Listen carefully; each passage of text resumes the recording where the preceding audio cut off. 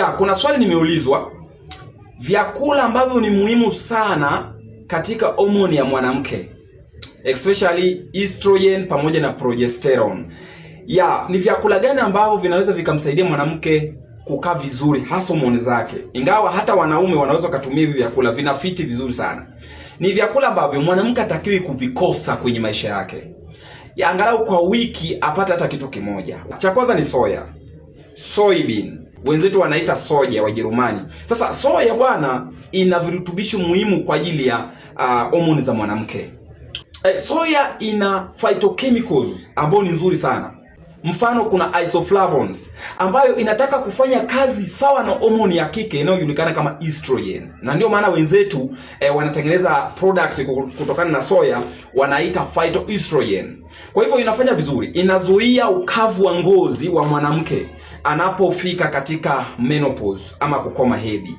Ina uwezo wa kuzuia uvimbe kama utakuwa unatumia mara kwa mara. Kwa hivyo soya mbali na mafuta yake ya lecithin mazuri sana kwa ajili ya ini, lakini pia kwa mwanamke inafanya vizuri. Kumbuka soya pia kwa tezi dume kwa kina baba iko vizuri sana.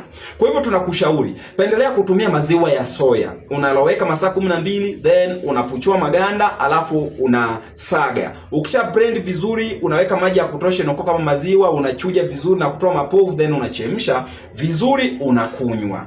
Ukipata glasi moja kutwa mara 2 sio mbaya.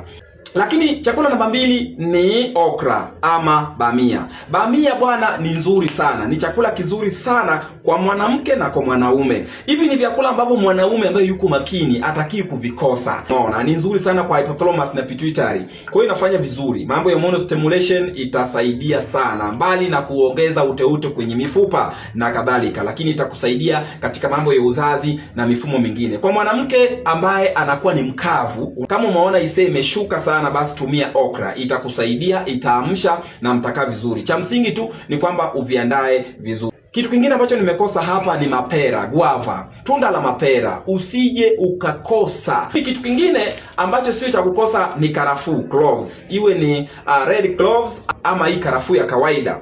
Tumia sana karafuu. Karafuu ni nzuri sana kwa mwanamke na kwa mwanaume. Lakini kwa mwanamke inafanya vizuri sana, kwani ina uwezo wa kuongeza uteute ukichanganya na bamia ama ukiloweka pamoja na bamia, lakini pia ni nzuri sana kwa kuongeza joto mwilini. Pia kama utaki ujauzito, basi usitumie karafuu.